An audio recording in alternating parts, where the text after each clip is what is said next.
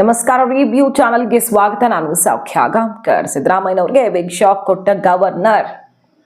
ಇದು ಸದ್ಯಕ್ಕೆ ರಾಜ್ಯ ರಾಜಕಾರಣದಲ್ಲಿ ಒಂದು ಮಹತ್ವದ ಬೆಳವಣಿಗೆ ಆಗ್ತಾ ಇತ್ತು. ಕೇಂದ್ರ ಸರ್ಕಾರಕ್ಕೆ ನಾನು ಸೆಡ್ ಹೊಡಿತೀನಿ ಅಂತ ತೊಡೆ ತಟ್ಟಿದ್ರು ಸಿದ್ದರಾಮಯ್ಯನವರು. ಆದರೆ ರಾಜ್ಯಪಾಲರು ಈಗ ಮಾಸ್ಟರ್ ಸ್ಟ್ರೋಕ್ ಕೊಡ್ತಾ ಇದ್ದಾರೆ. ಮತ್ತೊಂದು ಕಡೆ ಖರ್ಗೆ ಅವರಿಂದನೇ ಸಿದ್ದರಾಮಯ್ಯನವ್ರಿಗೆ ಶಾಕ್. ಮತ್ತೊಂದು ಕಡೆ DK ಶಿವಕುಮಾರ್ ಅವರಿಂದ ಅಧಿವೇಶನದ ಮುನ್ನ ದಿನ ಸಿದ್ದರಾಮಯ್ಯನವ್ರಿಗೆ ಭಾರಿ ಆಘಾತ ಎದುರಾಗಿದೆ.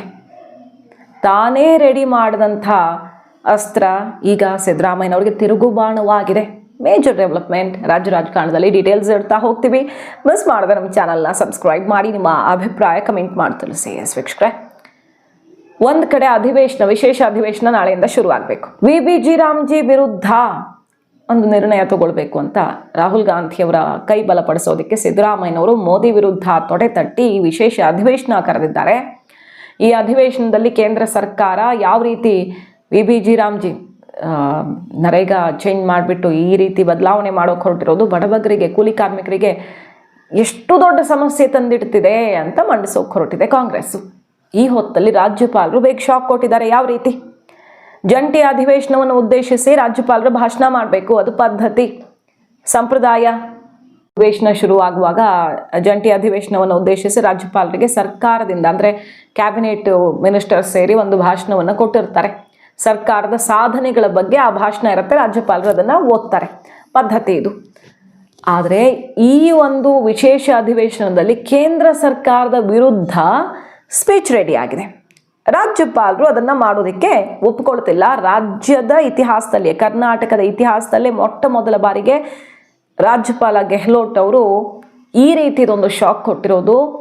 ಸ್ಪೀಚ್ ಮಾಡೋದಕ್ಕೆ ನಿರಾಕರಿಸುವ ಮೂಲಕ ಈಗ ಅವ್ರನ್ನ ಮನವೊಲಿಸೋದಕ್ಕೆ ಸ್ಪೀಕರು, ಈ ಕಡೆ ಹೊರಟ್ಟಿಯವರು, ಸಭಾಪತಿಗಳು, ಮತ್ತು ಕಾನೂನು ಒಬ್ಬರದ್ದು ನಿಯೋಗ, ಕಾನೂನು ಸಚಿವರ ನೇತೃತ್ವದಲ್ಲಿ ನಿಯೋಗ ಎಲ್ಲ ಕರ್ಕೊಂಡು ಹೋಗಿ ಸಿಕ್ಕಾಪಟ್ಟೆ ಪ್ರಯತ್ನ ಆಗ್ತದೆ. ಬಟ್ ರಾಜ್ಯಪಾಲರು ನೋ ಅಂತಿದ್ದಾರೆ.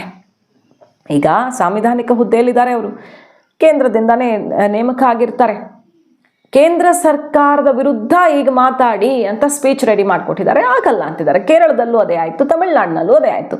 ನಾವು ಬರ್ಕೊಟ್ಟಿದ್ದನ್ನು ಓದಿಲ್ಲ ಅಂತ ಕೇರಳ ಗೌರ್ಮೆಂಟು ಸಿಡ್ದೇಳ್ತು ಗವರ್ನರ್ ವಿರುದ್ಧ. ತಮಿಳುನಾಡಿನಲ್ಲಿ ಓದದೆ ಹೊರಗಡೆ ನಡೆದೇ ಬಿಟ್ರು. ಬಹಳ ದೊಡ್ಡ ಬೆಳವಣಿಗೆ ಅದು. ರಾಜ್ಯಪಾಲರು ಆ ರೀತಿ ಅಧಿವೇಶನದ ಸಮಯದಲ್ಲಿ ತನ್ನ ಮೈಕ್ ಆಫ್ ಆಯಿತು ಅಂತಾರೆ, ರಾಷ್ಟ್ರಗೀತೆಗೆ ಅವಮಾನ ಆಯಿತು ಅಂತ ಸಿಡಿತಾರೆ, ಹೊರಗೆದ್ದು ಹೋಗ್ತಾರೆ. ಸರ್ಕಾರದ ಭಾಷಣವನ್ನು ಮಾಡಿದೆ. ತಮಿಳುನಾಡು, ಕೇರಳದ ಬೆನ್ನಲ್ಲೇ ಈಗ ಕರ್ನಾಟಕದಲ್ಲೂ ಅಂಥದ್ದೇ ಬಿಗ್ ಡೆವಲಪ್ಮೆಂಟ್. ಸರ್ಕಾರಕ್ಕೆ ಶಾಕ್ ಕೊಟ್ಟಿದ್ದಾರೆ. ಬರಲ್ಲ, ನಾನು ಮಾಡಲ್ಲ ಸ್ಪೀಚನ್ನು ಅಂತ ಕಡ್ಡಿ ತುಂಡು ಮಾಡುವ ನಿರ್ಧಾರವನ್ನು ರಾಜ್ಯಪಾಲರು ಈಗ ಪ್ರಕಟಿಸಿದ್ದಾರೆ. ಅಧಿವೇಶನದ ಆರಂಭದಲ್ಲಿಯೇ ಅತಿ ದೊಡ್ಡ ಆಘಾತ ಈಗ ಸರ್ಕಾರಕ್ಕೆ ಎದುರಾಗಿದೆ. ಮತ್ತೊಂದು ಕಡೆ DK ಶಿವಕುಮಾರ್ ಅವರು ಶಾಕ್ ಕೊಟ್ಟಿದ್ದಾರೆ. ಯಾವ ಥರ? ನಾಳೆ ಸೆಷನ್ ಶುರುವಾಗುತ್ತೆ. ಶುರುವಾದಾಗ ಇವರು ಜಿ ರಾಮ್ಜಿ ಅಂತಾರೆ. ಇವರೆಲ್ಲ ಬಡವರಿಗೆ ಅನ್ಯಾಯ ಮಾಡ್ತಾ ಇದ್ದಾರೆ ಅನ್ನೋಕೆ ಶುರು ಮಾಡ್ತಾರೆ. ಆಗ ಪ್ರತಿಪಕ್ಷಗಳು ಎತ್ತುಕೊಳ್ತಿರೋ ಅಸ್ತ್ರ ಏನು? ಎರಡು. ಒಂದು ಖರ್ಗೆ ಅವರು ಕೊಟ್ಟಿರೋ ಅಸ್ತ್ರ, ಇನ್ನೊಂದು DK ಕೊಟ್ಟಿರೋ ಅಸ್ತ್ರ. ಖರ್ಗೆ ಅವರು ಏನಂತ ಸಿದ್ದರಾಮಯ್ಯ ಸರ್ಕಾರಕ್ಕೆ ತರಾಟೆಗೆ ತಗೊಂಡಿದ್ದಾರೆ. ರಾಜ್ಯದಲ್ಲಿ ಕಾನೂನು ಸುವ್ಯವಸ್ಥೆ ಹದಗೆಟ್ಟಿದೆ, ಗೃಹ ಇಲಾಖೆ ಏನು ಮಾಡ್ತಿದೆ, ಮಣ್ಣು ತಿಂತಿದೆಯಾ ಅನ್ನೋ ಮಟ್ಟಿಗೆ ಆಕ್ರೋಶ ಸರ್ಕಾರಕ್ಕೆ, ಪಕ್ಷಕ್ಕೆ ಮುಜುಗರ ತಂದಿಟ್ಟಿದೆ ಈ ಬೆಳವಣಿಗೆಗಳು. ಈ ರಾಮಚಂದ್ರ ರಾವ್ದು, ಶಿಡ್ಲಘಟ್ಟ ರಾಜೀವ್ ಗೌಡ ಇನ್ನೂ ಅರೆಸ್ಟ್ ಇಲ್ಲ. ಸುಮಾರು ಕೇಸ್ಗಳಾದವಲ್ಲ, ಪೊಲೀಸರ ಮೇಲೇನೆ ಕೇಸು, ಡ್ರಗ್ಸು. ಆ ರಾಜ್ಯದ ಪೊಲೀಸರು ಬಂದು ಇಲ್ಲಿ ಪತ್ತೆ ಹಚ್ಚಬೇಕಾಯ್ತು. ಭಾರಿ ಮುಜುಗರ ತಂದಿಡ್ತು ಈ ಎಲ್ಲ ಬೆಳವಣಿಗೆಗಳು. ಗೃಹ ಇಲಾಖೆ ಕಂಪ್ಲೀಟ್ ಫೇಲ್ಯೂರ್ ಅನ್ನೋ ರೀತಿ ಖರ್ಗೆ ಅವ್ರು ತರಾಟೆಗೆ ತಗೊಂಡಿದ್ದು ಸುದ್ದಿ ಆಗ್ತಿದೆ ಈಗ. ಅದು ಅಸ್ತ್ರವಾಗಿದೆ. BJP ಅವರು ಈ ಸೆಷನ್ನಲ್ಲಿ ಇವರು ಜಿ ರಾಮ್ಜಿ ಅಂದರೆ, ನಿಮ್ಮ ಅವಧಿಯಲ್ಲಿ ಗಾಂಧೀಜಿ ತತ್ವಕ್ಕೋಸ್ಕರ ನೀವು ಈ ಸೆಷನ್ ಅಂತಿರಲ್ಲ, ಮನ್ರೇಗಾ ಮಹಾತ್ಮ ಗಾಂಧೀಜಿ ಹೆಸರು ಚೇಂಜ್ ಮಾಡಿದ್ರಿ, ಅನ್ಯಾಯ ಮಾಡಿದ್ರಿ ಅಂತ. ಅದೇ ಗಾಂಧೀಜಿ ವಿರುದ್ಧವಾಗಿ ಭ್ರಷ್ಟಾಚಾರ ಮತ್ತು ಅನ್ಯಾಯ ತಾಂಡವವಾಡ್ತಿದೆ ಅಂತ ಈ ಯಾವುದು ಅಬಕಾರಿ ಇಲಾಖೆಯ ಹಗರಣ ಮತ್ತು ಈ ಪೊಲೀಸ್ ಇಲಾಖೆಯ ವೈಫಲ್ಯ ಇಟ್ಕೊಂಡು ಮುಗಿಬೀಳೋಕೆ ರೆಡಿಯಾಗಿದ್ದಾರೆ.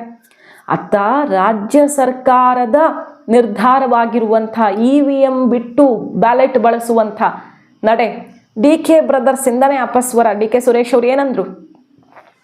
EVM ಬಳಸೋದು ಸೂಕ್ತ ಅನ್ಸುತ್ತೆ. ಈಗ ಹೆಂಗೂ ರಾಜ್ಯ ಚುನಾವಣಾ ಆಯೋಗ ನಡೆಸೋದು, ನಾವು ಮುಂದಕ್ಕೆ ಹೋದವ್ರು ಮತ್ತೆ ಹಳೆ ಪದ್ಧತಿಗೆ ಹಿಂದಕ್ಕೆ ಹೋಗೋದು ಸರಿಯಲ್ಲ, ನೋಡೋಣ ನಿರ್ಧಾರ ತಗೊಳ್ತಾರೆ ಅಂತ.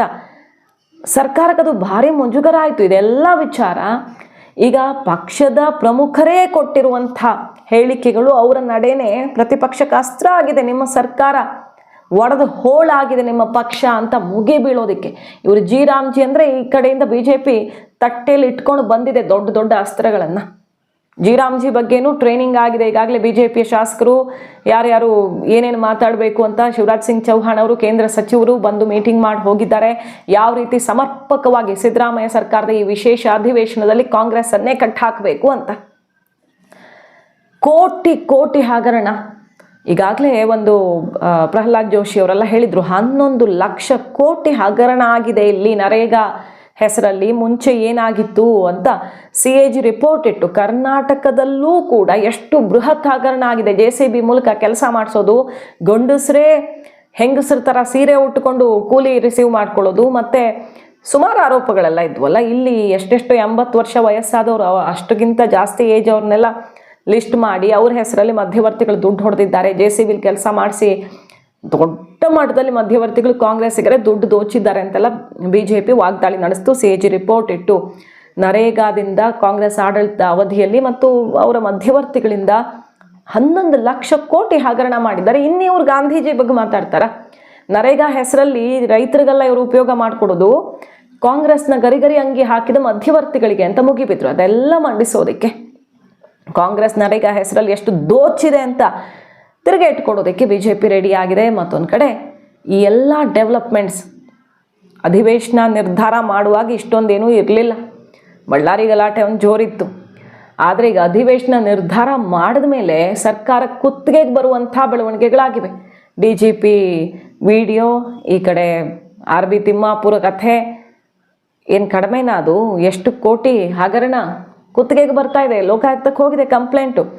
ಎನಿ ಟೈಮ್ ED ಎಂಟ್ರಿ ಕೊಡಬಹುದು ಅನ್ನುವಂಥ ಒಂದು ಕೇಸ್ ಬ್ಲಾಸ್ಟ್ ಆಗಿದೆ. ಇದೆಲ್ಲವೂ ಕೂಡ ಈಗ ಸರ್ಕಾರದ ವಿರುದ್ಧ BJPಗೆ ತಂತಾನೆ ಸಿಕ್ಕಿರೋ ಅಸ್ತ್ರಗಳು.